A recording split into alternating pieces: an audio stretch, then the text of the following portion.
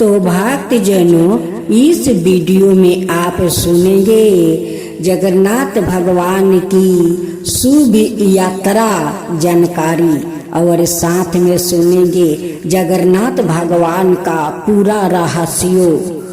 इस रहस्यों को सुनकर आप चौंक जाएंगे।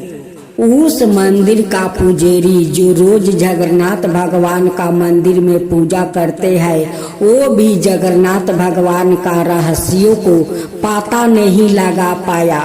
जगन्नाथ भगवान का प्रतिमा को बदलते समय पुजारी के आंख पर क्यों पट्टी बांधी जाती है, इस रहस्यों को जरूर सुने और समझे कि इस रहस्य का क्या अर्थ है।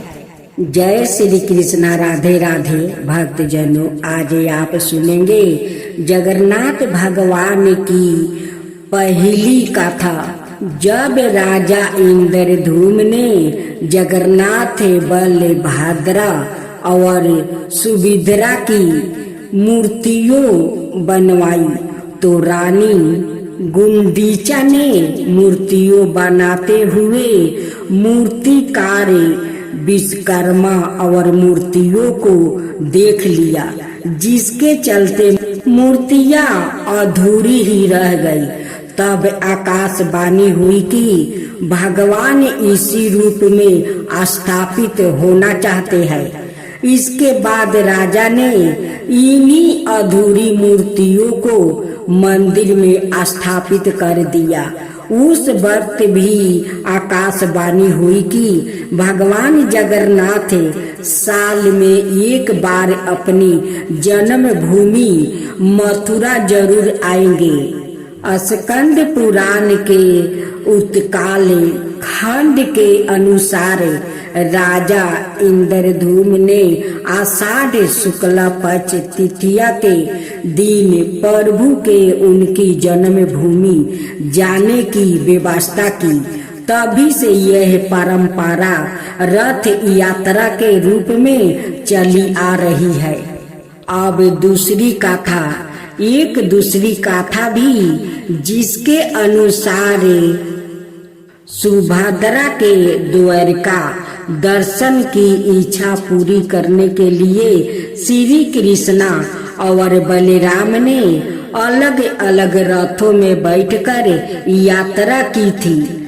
सुभद्रा की नगर यात्रा की स्मृति में ही यह रथ यात्रा पुरी में हर साल होती है। इस रथ यात्रा के बारे में स्कंद पुराण, नारद पुराण, पद्म पुराण और ब्रह्मा पुराण में भी बताया गया है। अब तीसरी कथा, एक बार राधा रानी कुरुक्षेत्र में श्री कृष्णा से मिलने पहुंची और वहां उन्होंने श्री कृष्णा से वृंदावन आने का निवेदन किया। राधा रानी के निवेदन को स्वीकार करके एक दिन श्री कृष्णा अपने भाई बलराम और बहन सुभद्रा के साथ वृंदावन के द्वार पहुँचे तो राधा रानी गोपियों और वृंदावनवासियों को इतनी खुशी हुई कि उन्होंने तीनों को रथ पर विराजमान करके उसके घोड़ों को हटाकर उस रथ को खुद ही अपने हाथों से खींचकर नगर का भ्रमण कराया। इसके अलावा वृंदावन वासियों ने जग के नाथ अर्थात उन्हें जगन्नाथ कहकर उनकी जयकारा की।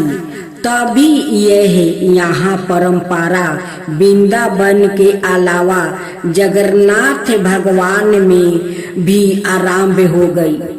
अब चौथी कथा, चरण ने परंपरा के अनुसार भगवान द्वारिकाधीश जी के साथ बलराम और सुभद्रा जी का समुद्र के किनारे अग्निदाह किया गया था।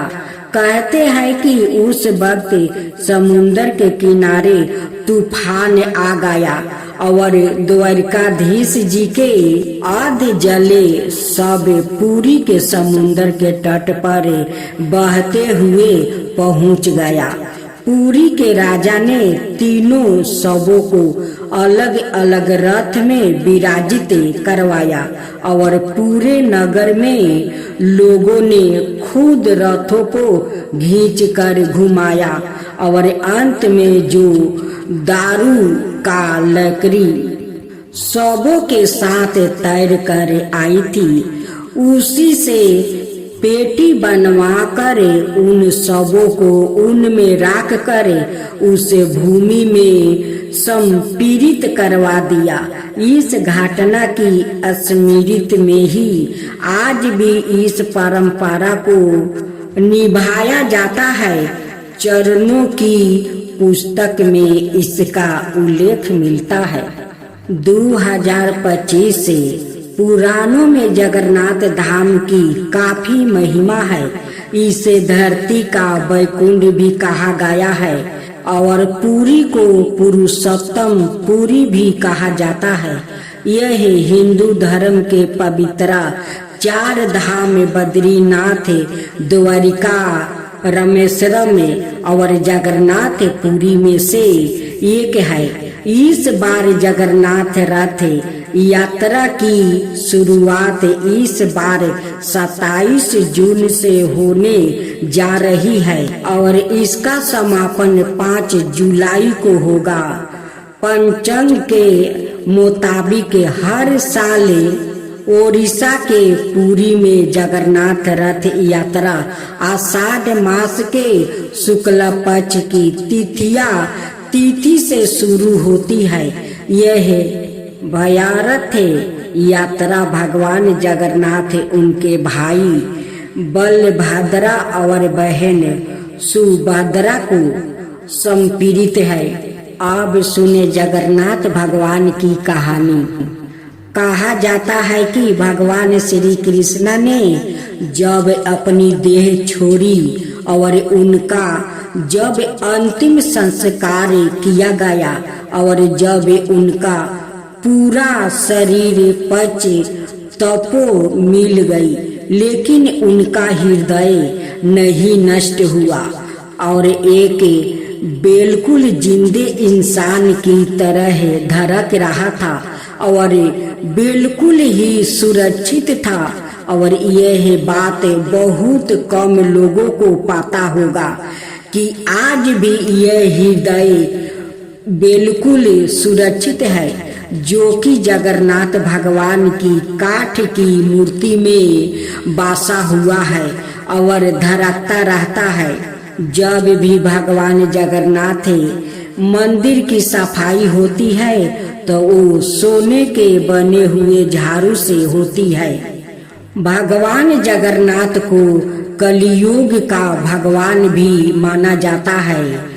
उड़ीसा के पुरी में भगवान जगन्नाथ जी अपनी बहन सुभद्रा और भाई बलराम के साथ विराजमान है, परंतु भगवान जगन्नाथ से जुड़े हुए बहुत से ऐसे भी रहस्य है जिसका आज तक कोई पता नहीं कर सका।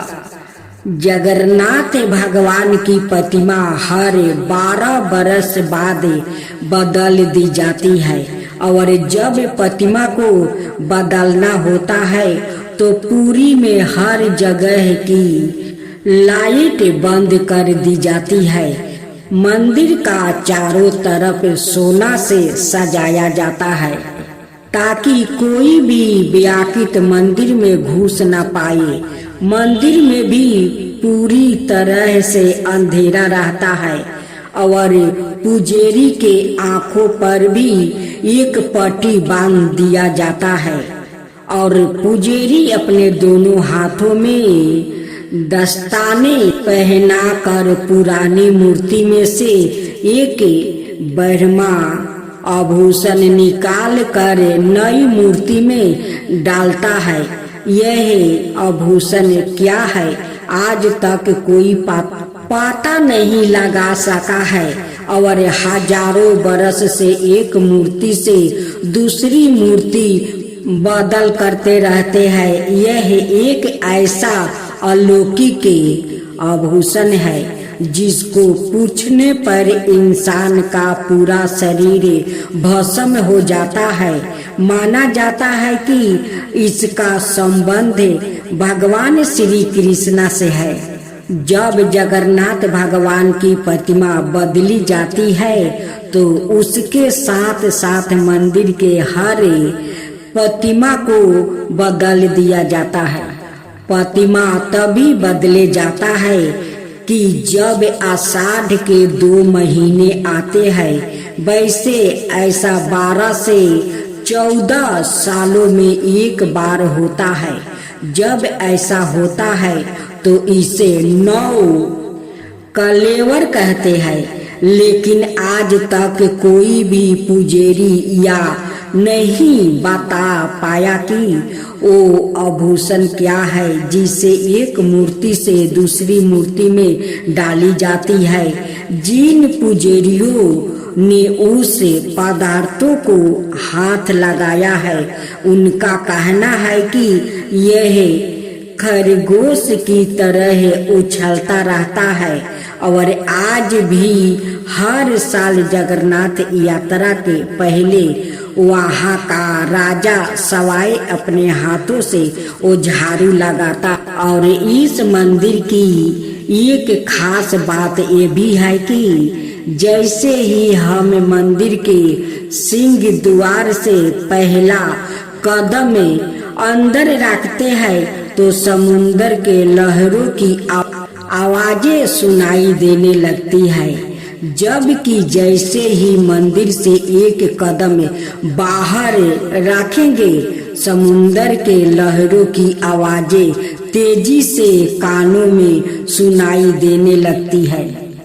अक्सर मंदिरों के ऊपर पंछी बैठे हुए दिखाई देते हैं, परंतु जगन्नाथ मंदिर के ऊपर से कोई भी गुजराता हुआ नहीं दिखाई देता है और मंदिर पर लगा हुआ वो झंडा हमेशा हवा के विपरीत दिशा में लहराता है और पूरे दिन किसी भी समय भगवान जगन्नाथ मंदिर के मुख्य शिखर की परछाई नहीं बनती है।